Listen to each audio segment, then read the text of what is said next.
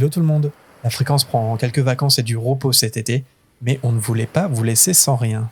On vous partage donc quelques after-shows, ces contenus bonus qu'on enregistre avec nos invités à chaque fin d'émission. C'est disponible exclusivement pour nos abonnés Patreon, mais on vous glisse quelques échantillons. On a un peu plus de 40 after-shows exclusifs sur Patreon et ils sont aussi dispo en vidéo depuis le tome 5. La saison estivale est peut-être le bon moment pour vous faire plaisir et pour vous offrir un petit abonnement et soutenir la fréquence, on ne sait pas. En tout cas, profitez bien de ces quelques podcasts bonus, peut-être à la plage, au soleil, le top. Un grand merci au passage à toutes celles et ceux qui nous soutiennent sur Patreon. On vous souhaite une belle écoute, un bel été et on se retrouve très vite pour la suite de notre lecture.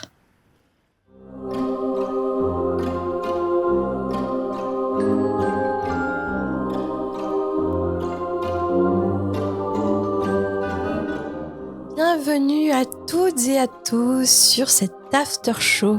Après le chapitre La tâche inattendue, on va aborder avec Erwan le sujet de la transmission de notre passion d'Harry Potter.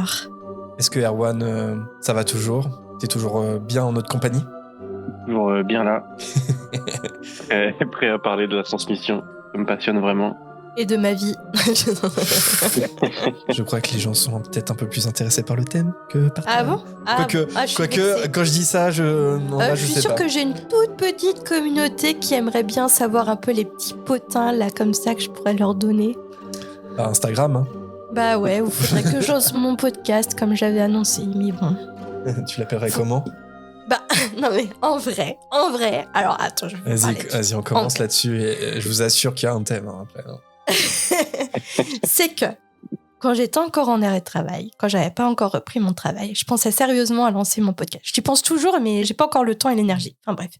Et j'avais même parlé du titre avec toi. Ah oui, je vois où tu veux en venir. Oui. Et en fait, alors j'ai oublié le titre exact que je voulais donner, mais tu m'as dit, non mais attends, t'es au courant que ce titre, il est quasiment déjà pris par quelle streameuse ? C'est Magla. Par Magla qui a sorti son podcast et je crois que c'est About the Tea ou quelque chose comme ça. Non, c'est Sip and Gossip. Sip and Gossip. Et moi, je voulais appeler un peu comme ça en fait. Ouais, ça ressemblait vachement. Ça ressemblait beaucoup au titre du podcast de Magla et du coup, j'ai fait crotte. Après, ça reste un titre. Après, quoique, ça reste un titre et je vais pas lui faire concurrence non plus. Donc, ouais. Donc voilà. Non. Non, va falloir travailler parce que Magla, grosse commu, hein, et tant mieux pour elle, hein, et elle le mérite. Hein. Mais ouais. Pourquoi je mérite pas non plus ? Mais si. Mais je plaisante. Mais ça fait longtemps qu'elle est dans le game. Je plaisante. Voilà. Mais sinon, comme tu l'as dit, le thème. Ce n'est pas le Sip and Gossip Marina Tea, mais quoique, vous savez que c'est un peu ça l'ambiance quand même, peu importe les thématiques qu'on aborde. Non, mais ça serait bien. Je m'imaginais déjà sur le canapé avec du thé, petite boisson, puis vous parlez de ma vie et tout, des thèmes. Là, je crois que Magla reçoit des invités. C'est justement Sip and Gossip. Non, moi, pas des invités. Ça serait moi, ça serait toi. Non, je plaisante. Mais si tu racontes comment tu transmets Harry Potter à ton patron, moi, je suis le premier auditeur. Ouais. Ah Je suis pas sûre qu'il aime Harry Potter, hein, mon patron. Et ouais, comme on disait en début de chapitre sur le podcast, c'était dans ta candidature où tu expliquais qu'aujourd'hui, tu transmettais Harry Potter à ta fille, qui a 6 ans, c'est ça ? Elle a 7 ans maintenant. 7 ans maintenant. Et c'est vrai qu'on a déjà reçu pas mal de témoignages, soit similaires, soit des questions en mode vous pensez que mon enfant est-ce qu'il est pas trop jeune pour faire découvrir les livres ou les films, etc. Et c'est vrai que nous on n'est pas forcément les plus à même de répondre parce que nous ne sommes pas parents, nous ne transmettons pas Harry Potter à des enfants, mais toi du coup avec ton expertise de papa, peut-être que tu peux nous apporter un peu plus de précision, en tout cas à ceux qui seraient intéressés par ça.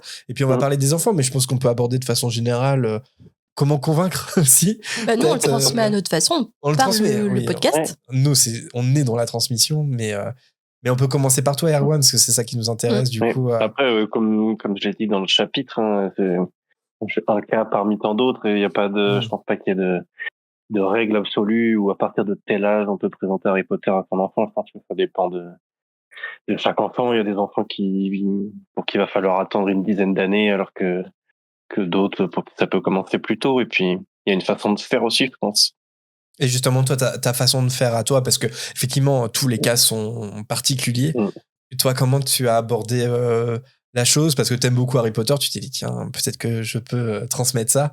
Comment tu t'y es pris et est-ce que ça a du succès du coup? Ben ouais, je me rappelle plus des tout débuts parce que quand elle était encore trop petite pour s'y intéresser, elle a toujours vu que moi je m'y intéressais entre mes vêtements, Poufsouffle, elle me demandait c'est quoi ça, il y a un blaireau. Et donc ça a commencé par, je pense, des petites choses comme ça qui ont fini par l'intéresser. Et quand elle voyait les livres dans la bibliothèque, etc., je lui racontais l'histoire dans les grandes lignes. Et puis je pense que c'est aux alentours de ses 5 ans où, voilà, pour l'histoire du soir, au lieu de prendre un petit livre et raconter une histoire, ben, je prenais le bouquin, je faisais semblant de lire. Au final, les chapitres, je les connais un peu par cœur à force de relecture, et où je lui racontais les grandes lignes en 10 minutes, un quart d'heure.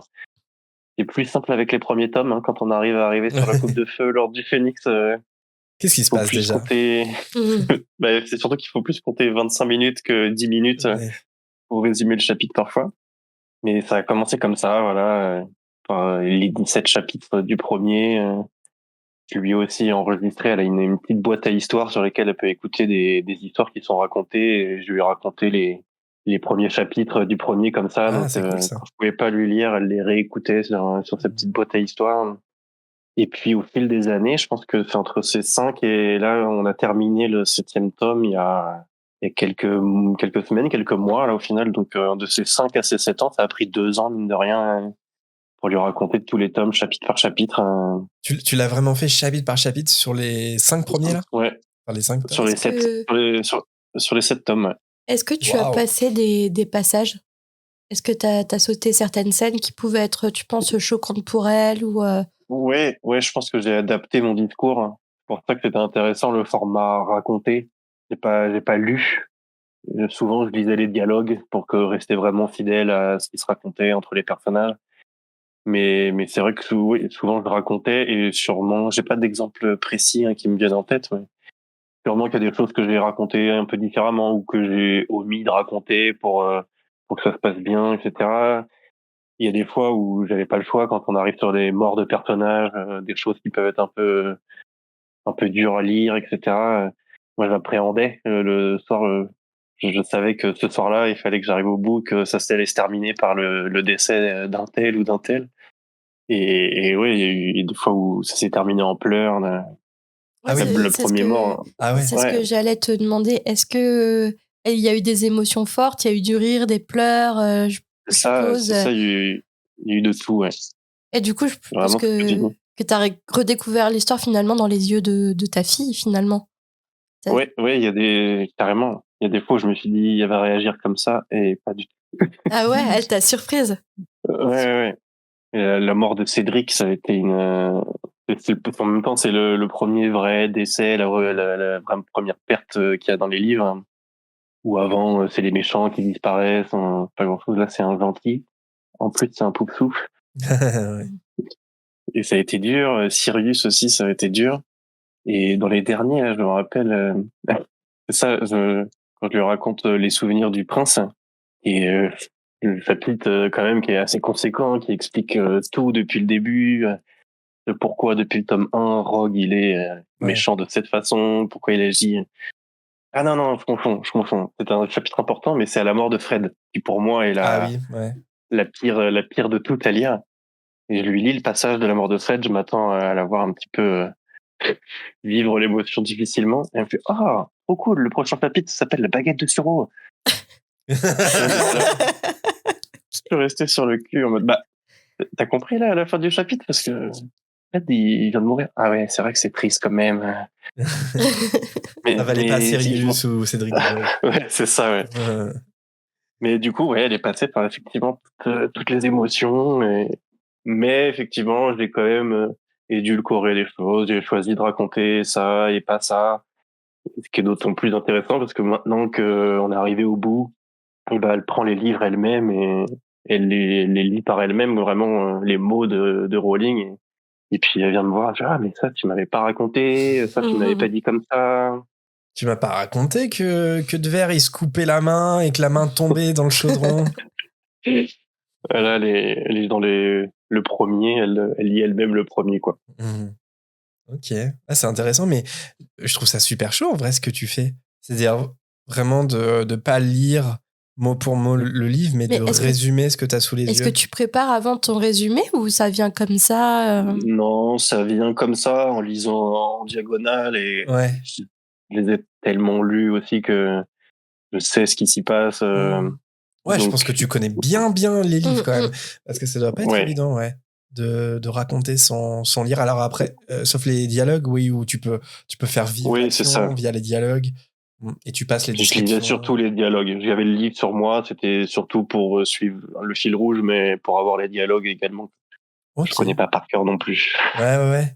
Et à ce rythme-là, tu faisais par exemple un chapitre par soir ou comment ça se passait?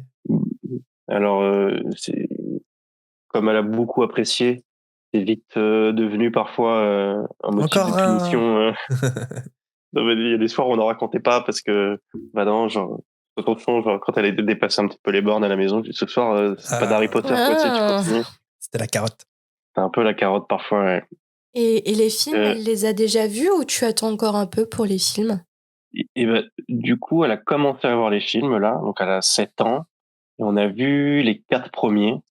J'ai hésité un peu, dans tous les cas, je voulais attendre, je voulais qu'elle ait l'imaginaire que des livres, que je lui raconte l'histoire et qu'elle se fasse sa propre image de Poudlard, des personnages, etc. Bon, dans tous les cas, c'était difficile parce que le marketing Harry Potter, forcément, elle avait vu les visages Oui. de Harry, Hermione, Oui. Ron. Mais voilà, j'ai voulu retarder au maximum. Et donc, elle a vu les 4 premiers, et je, et je pense que c'est peut-être un peu tôt pour beaucoup d'enfants, 7 ans, pour voir les 4 premiers Harry Potter. Mais le fait est comme elle a tous les éléments de l'histoire, elle sait où ça va, elle sait où ça se termine, elle sait qui part, qui meurt, qui reste. Je pense elle a pas mal vécu les films, elle en a pas fait des cauchemars, elle a pas, Et elle a une préférence pour les films ou les livres, elle t'en a parlé? euh, pour l'instant, c'est surtout les livres, son univers Ouais, Harry Potter. c'est bien. J'en ai pas parlé directement, peut-être qu'un jour ça viendra que ce soit les films. Mais comme j'ai essayé, et j'ai toujours essayé de minimiser, l'impact des films, de tout miser, entre guillemets, sur, l'œuvre littéraire, je pense qu'elle est plus attachée aux livres. J'avais les 3 premiers dans les versions illustrées. Donc on a aussi fait un petit peu de versions illustrées quand on était dans les premiers. Donc elle a aussi des images qui correspondent aux illustrations qu'elle a vues dans les versions Les grands illustrées livres de Jim. de Jim Carrey. Ouais. C'est vrai que nous, quand on reçoit des questions d'auditeurs et d'auditrices qui sont parents et qui nous demandent cette question de transmettre aux enfants, on conseille souvent les éditions illustrées parce que, pour le coup, c'est des beaux livres pour lire les histoires. Et effectivement, les illustrations qui sont assez différentes de l'univers film, pour le coup, parce que Ouais. Jim Carrey a vraiment développé son imaginaire et est parti d'une page Ouais, blanche. c'est pour ça qu'ils sont super intéressants. Ouais. Ouais. Et voilà, par exemple, la représentation des personnages y est très différente, très personnelle, en fait. C'est une autre adaptation, quelque part. C'est ça. Et Et puis effectivement, des fois, d'une page à l'autre, Hermione, elle peut être dessinée un peu différemment que la ouais, première fois que tu l'avais vue dans le bouquin. ouais. C'est pas un modèle unique où ça y est, t'as un visage à jamais sur un personnage. Mais ce que j'allais dire, c'est que ton exemple, je pense, peut donner de l'énergie à des parents et ça prouve que c'est possible. Parce que je pense qu'il y a des parents qui, comme toi, ont l'intention ou en tout cas, ouais, la volonté de faire découvrir par les livres. Mais c'est pas facile parce que les films sont surprésents. Et je pense que dans la vaste majorité des cas, les enfants qui découvrent et apprécient Harry Potter le découvrent par les films, notamment parce qu'ils le repassent à la télé. Ça, c'est tous les Ouais, ans. bah oui, Et je comprends. Hein. C'est plus rapide, plus facile. ouais. Et peut-être plus immédiat pour Et, les enfants, et effectivement. puis il y a des enfants pour qui ça marchera mieux comme ça aussi, qui seraient Ouais. peut-être un peu rebutés par. C'est long. Au final, ça nous a Oui, pris c'est presque long. 2 ans. Ouais. Ça nous a pris presque 2 ans pour arriver au bout de la saga. Et il y a des enfants pour qui ce serait trop long et qui accrocheraient peut-être pas du coup avec ce modèle-là. Mais je pense que pour l'imaginaire des enfants, pour ouais, juste cette petite étoile dans les yeux d'imaginer Poudlard pour la première fois avec son propre imaginaire, et qu'on nous l'impose pas, c'est quand même ça vaut le coup, je pense. Ouais, je suis limite jaloux, moi. Je suis jaloux de ta fille. Bah, One, tu sais ce qu'il te reste à faire. Erwan, tu veux pas être mon papa? Le résumé tous les soirs avant le dodo de Jérémy, S'il te Harry plaît, Potter. Tu peux me filer les petites cassettes là que Ouais, mais ils sont enregistrés, je peux te les envoyer si tu veux, mais Ah, c'est ça, c'est que moi, contrairement à toi, Marina, moi j'ai beau avoir découvert Harry Potter assez jeune, au moment de la sortie du tout premier film, néanmoins j'ai découvert par le film, donc j'ai eu une porte d'entrée cinéma, et ensuite direct les livres. Mais voilà, ma porte d'entrée c'est le film. Et ouais, bah oui. donc ta T'as fille forcément des éléments qui sont liés à ça à jamais. Et c'est une belle chose aussi, parce que t'es rentré dans l'univers Harry Potter et le film, ça reste une belle œuvre qui rend hommage à l'univers d'Harry Potter quand même. Et c'est ce qui t'a amené à la lecture aussi. Donc, Oui, bien sûr, bien sûr. Non, mais en fait, j'ai toujours. Mais en vrai, j'aurais adoré avoir l'expérience qu'a ta fille pour vraiment premier degré. Jalousie, je plaisante, mais premier degré, j'aurais aimé à découvrir. Je pense que c'est précieux les moments que t'as créés. C'est une fabrication de souvenirs ce que t'as fait, et c'est très bien parce que effectivement, développer son imaginaire, Harry Potter. Je pense pour ta fille, ça va résonner comme quelque chose d'unique, un univers qui lui est propre, intime, qu'elle a développé par elle-même, de par le récit que t'en faisais. Et alors que les films sont les mêmes pour tous. Hein. Voilà, les films, on voit les mêmes acteurs, on voit les mêmes décors, on voit tout pareil. On l'interprète peut-être autrement, mais n'empêche que les films sont les mêmes pour tout le monde. Ce qui est beau avec les livres, c'est que chaque livre est différent. Quoi. C'est pour ça qu'au-delà de la passion Harry Potter que j'aimerais transmettre si jamais un jour on a un enfant, c'est la passion de la lecture en fait. Ouais. Pas facile, hein. Pas facile. C'est pas facile, c'est ça. Ouais. Oh bah je changerais d'enfant au pire si il aime pas. Non mais c'est vrai dans une c'est vraiment Harry Potter. Hein. Sans Harry Potter, le monde de la lecture serait peut-être venu un moment autrement, mais c'est vrai que gamin, j'étais pas du tout un lecteur. Et Harry Potter, et je me rappelle de La Coupe de Feu, qui pour moi reste encore mon préféré, mais c'est parce que ça a été un déclic. Il y avait, quand il est sorti, là, c'était pas en version poche, c'était les grands livres. Il faisait 1000 pages à l'époque, quasiment.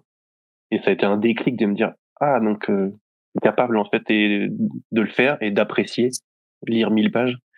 Et après, s'en est suivi de nombreuses lectures, mais sans Harry Potter au début, je serais probablement pas le lecteur que je suis devenu après, quoi. Je me demande, est-ce que c'est plus difficile aujourd'hui de faire lire Harry Potter à des enfants que à notre époque? Je sais pas. Ça dépend de l'enfant encore. Ouais. Oui, forcément. Et pourquoi ça le serait? Pourquoi ça serait plus difficile aujourd'hui? À cause des écrans? C'est ça. Une multitude d'écrans. L'époque a changé quand même. C'est-à-dire que, je sais pas, moi, quand je vois les enfants d'aujourd'hui, je trouve ça fascinant. Moi, j'ai un petit neveu, par exemple, enfin un neveu, qui est, je sais pas, dès 3 ans, il savait mieux utiliser un téléphone portable que moi. C'est-à-dire qu'il y a quelque chose d'instinctif chez l'enfant qui est à la fois terrifiant et fascinant. Donner à n'importe quel enfant un téléphone, une tablette, il y a quelque chose d'instinctif dans le fait de maîtriser l'écran. Et puis, c'est vrai que j'ai l'impression que les enfants et les adolescents aujourd'hui sont plus saturés d'images qu'on l'était. Mais ça, carrément, ça a été prouvé par des études que même la concentration a baissé.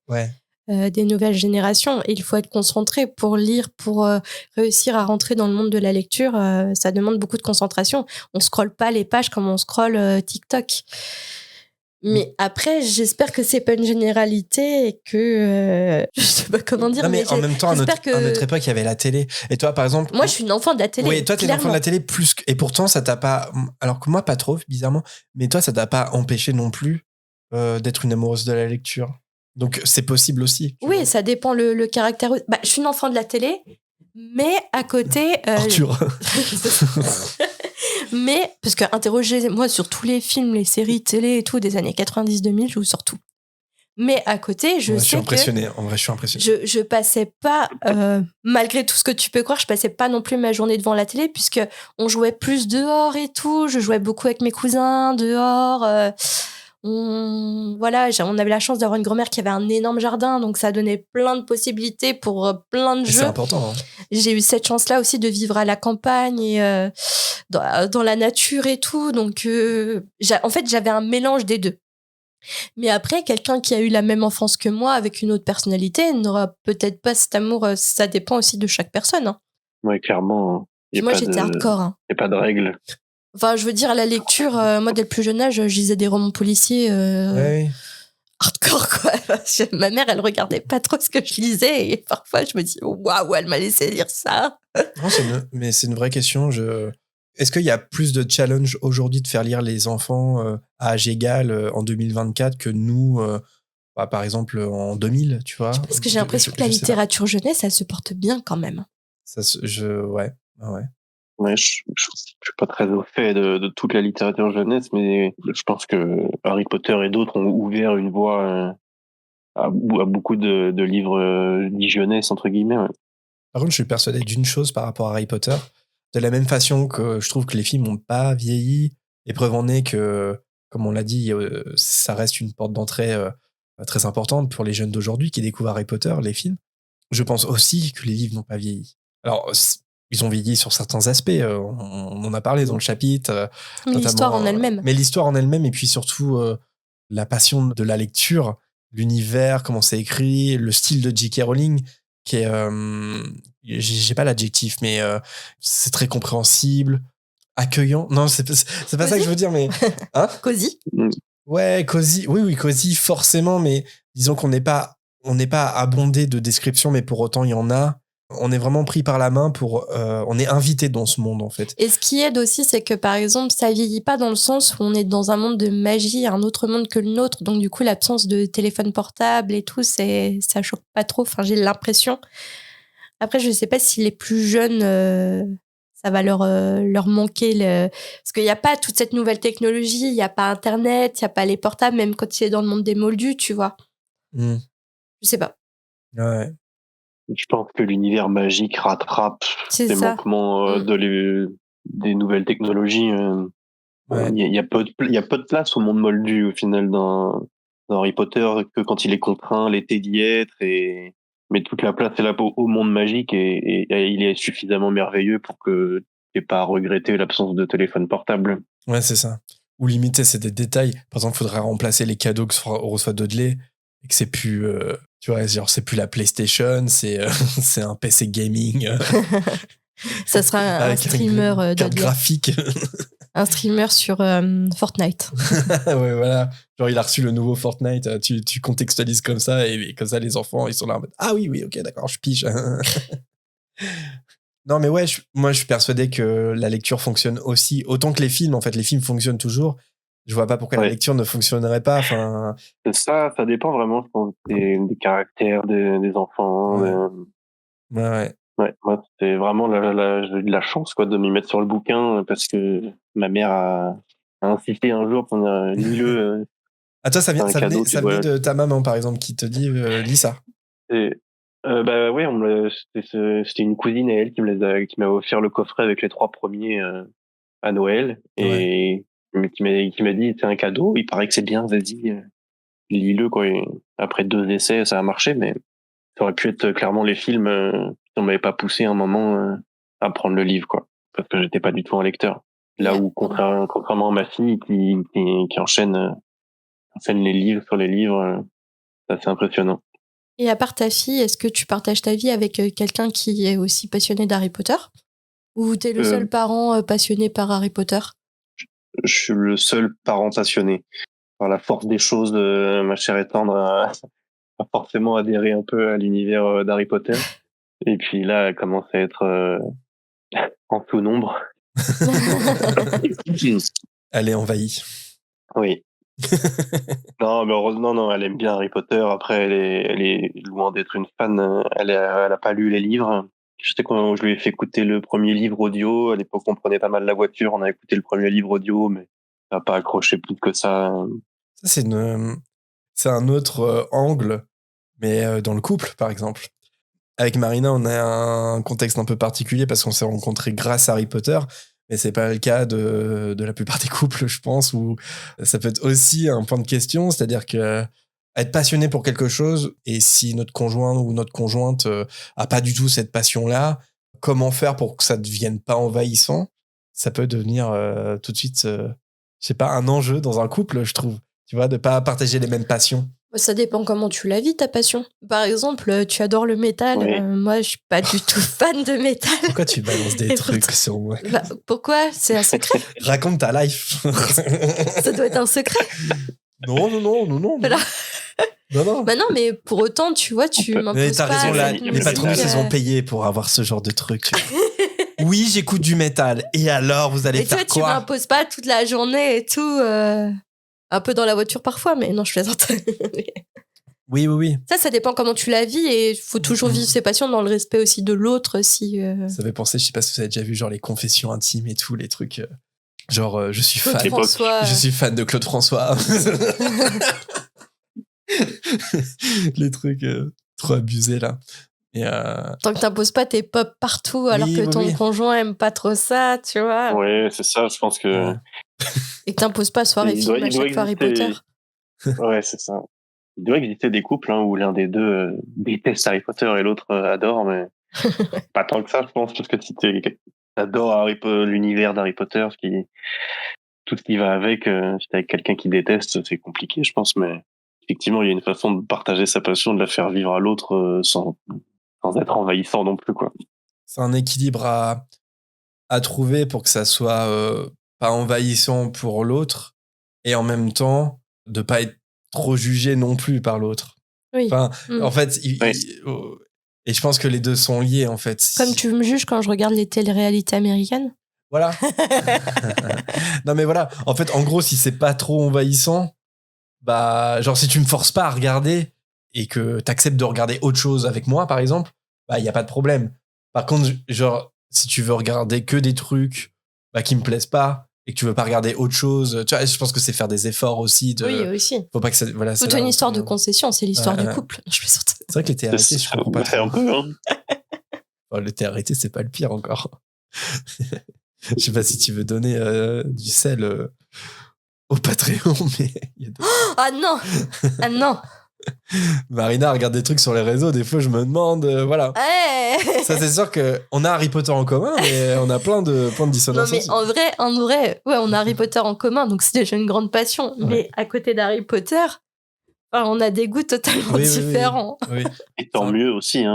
Oui, heureusement. Et d'ailleurs, pour revenir à ta transmission avec ta fille, parce que ça peut être aussi une vraie question, à quel moment on est dans le partage de sa passion avec ses enfants et à quel moment on est dans l'abus et qu'on essaye trop d'influencer son enfant. Est-ce que tu l'as senti ce truc-là? Est-ce qu'il y a un moment où tu t'es dit ouais, je force peut-être, ou est-ce que ça s'est fait naturellement? Non, ouais, ça s'est fait assez naturellement parce que c'était elle qui était dans la demande au final. Ouais, c'est bien dans ce effectivement, elle m'avait demandé, non, je préférerais que tu me lises Martine ce soir, ou je sais pas quel livre pour enfants. Je dis non.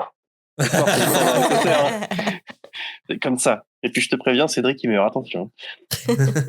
Non, je pense que ça s'est fait naturellement parce qu'elle était dans la demande. Et depuis le début, je me dis, ça se trouve, ça va lui passer. Là, elle est passionnée. Et comme quand on est enfant, les passions, ça peut vite changer. Ouais. Et je me dis, ça se trouve, demain, elle va lâcher Harry Potter et elle voudra plus en entendre parler. Mais pour l'instant, non. Non, mais je veux dire, il faut pas trop forcer, en fait. Il faut que ça se fasse naturellement. Non. Et c'est bien que ça vienne de l'enfant aussi. Le parent peut être un élément déclencheur. En mode, tu veux que je te fasse découvrir ça? Voilà, parce que c'est trop bien, c'est super, tu vas voir, c'est un monde de magie, et des sorciers et tout, ok. Et à partir de là, il faut aussi que l'enfant, éveiller la curiosité de l'enfant pour que l'enfant soit demandeur ensuite. Et puis pas forcer, parce que sinon ça peut le dégoûter aussi. Bah oui, c'est ça. Ça peut aller dans l'autre sens. À partir du moment où tu forces, c'est perdu d'avance. Après, ton enfant. Ça fait des mange-morts.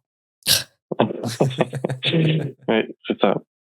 Depuis peu, on a ajouté à la collection de livres Harry Potter. L'année dernière est sorti, comment ça s'appelle, l'encyclopédie, ou je sais plus comment s'appelle ce livre. Le guide ultime? Oui, c'est ça, voilà, le guide ultime.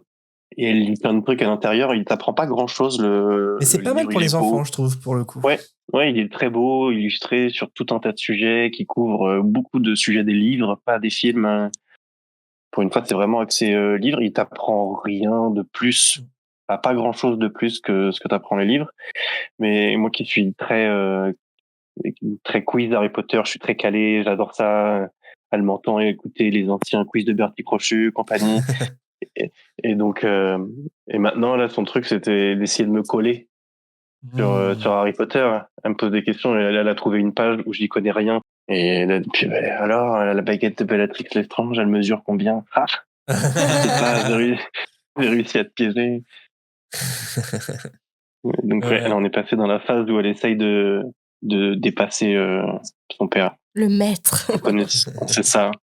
Il y a un petit peu de tout dans les sorties en librairie, hein, des livres sur l'univers d'Harry Potter. Il y a un peu à boire et à manger. Par contre, c'est vrai qu'il y a des livres assez sympas, peut-être aussi pour les enfants. Ça peut être une belle porte d'entrée ou un bon moyen de parler d'Harry Potter. Ouais, effectivement, ce guide ultime peut en faire partie. On a aussi un livre que, tu vois, genre, moi, je le trouve pas super intéressant, où c'est par date, en fait. Chaque jour, oui. il y a une petite histoire d'Harry almanach. Potter. Ouais, une espèce d'almanach. Ouais, je sais pas. Ouais, almanach. Non, c'est pas ça. Bah, en fait, c'est au départ, moi, je pensais que c'était parce que ça fait vraiment 1er janvier, 2 janvier, 3 janvier, 4 janvier, et ça, je crois que c'est ça, hein, sur toute l'année. Et moi, je pensais que c'était un truc hyper. Mais c'est impossible de faire 365 citations pile le jour même, c'est impossible. Je pensais que ça reprenait vraiment des choses qui se passaient ce jour-là dans l'histoire. Par exemple, ça se passe un 18 février et machin. Et non, en fait, c'est des citations aléatoires.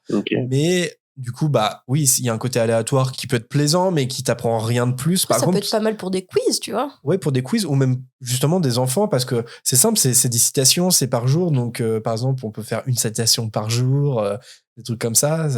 Et ça peut être un livre assez intéressant à partager avec des enfants. Et il y en a plusieurs comme ça, hein, qui sont assez chouettes, puis ils font des beaux trucs. Hein. Il y a des beaux livres avec des belles illustrations, puis les illustrations, c'est important aussi pour les enfants. Donc, j'ai pas les moyens d'aller vers les Minalima encore, mais c'est le genre de livre que tu mets dans les mains d'un enfant et forcément ça éveille encore plus que le simple texte noir sur blanc d'un beau livre. Minalima, c'est c'est un côté en plus ludique parce qu'il faut. C'est ça. Il y a des trucs à tirer, des machins à déplier et trucs. Il faut y prendre soin. Il faut faire attention un peu comment les enfants manipulent le truc. Ouais, qu'est-ce que tu fais ? Ça coûte 50 balles, arrête. Ouais, pour les grands enfants.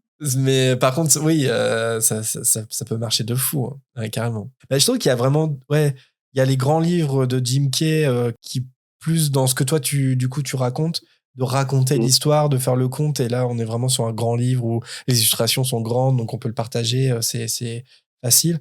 Minalima, on est sur quelque chose peut-être un peu plus intimiste où on porte le livre et c'est nous qui le lisons et on joue avec les petits trucs, les petits pliages et tout. Enfin, c'est un peu de deux manières différentes, mais ils sont très bien aussi. Hein.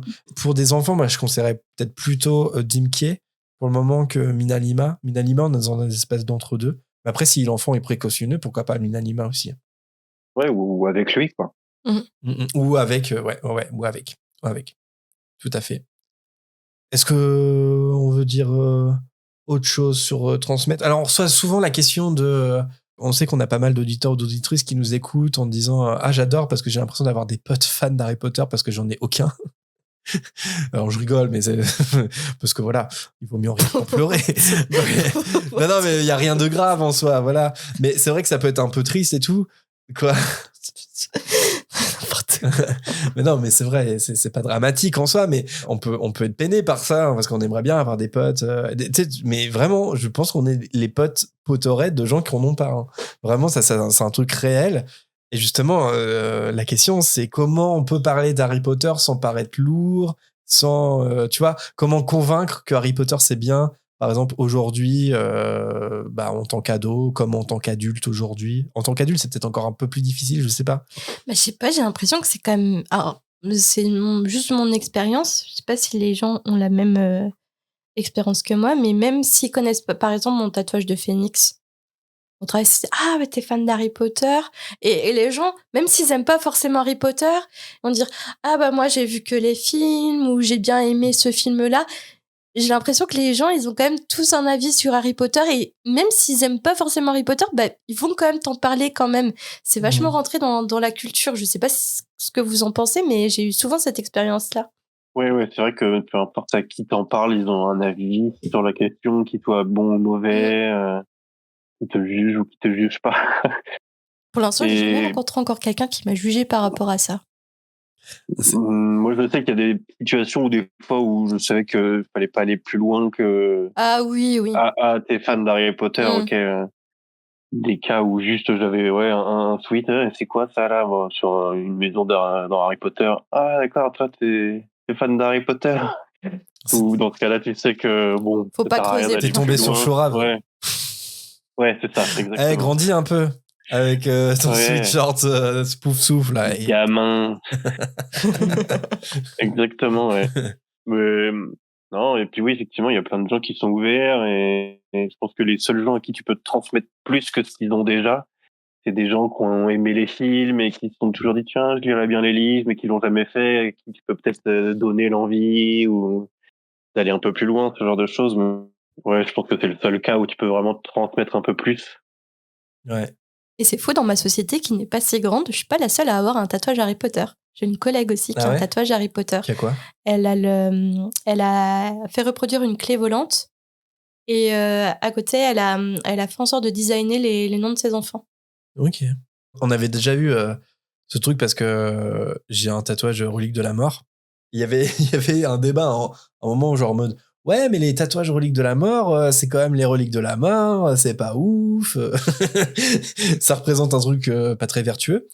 Mais moi, je l'aime bien ce tatouage parce que justement, il est identifiable des fans d'Harry Potter.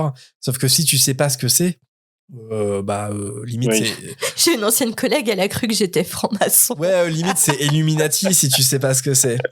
Ou alors c'est juste un symbole. Ah, c'est les reliques de la mort, mais j'ai cru que t'étais une franc-mac. Elle m'a dit c'est comme ça. Franc-mac. Mais c'est ça, ouais, j'aime bien les petits signes comme ça qui peuvent être compris si t'as la ref. Et souvent, ça peut déclencher des discussions et tout. Mais c'est beau ce moment, ouais. Ouais. Mais c'est ça que moi je donnerais comme conseil, c'est genre, même si il y a personne qui aime Harry Potter, si vous avez envie de porter un truc Harry Potter, faites-le, vous bloquez pas. Déjà, qui va vous juger, en fait, voilà. Je prends mon tote bag des studios, je prends mon tote bag Gryffondor qu'on m'a offert à Noël, qu'une auditrice m'a offert à Noël. Pour et puis Nick Chourave. Pour aller au boulot et je l'assume totalement. Hein. C'est comme ça qu'une collègue a vu, elle fait « Ah, t'as été au studio Harry Potter !»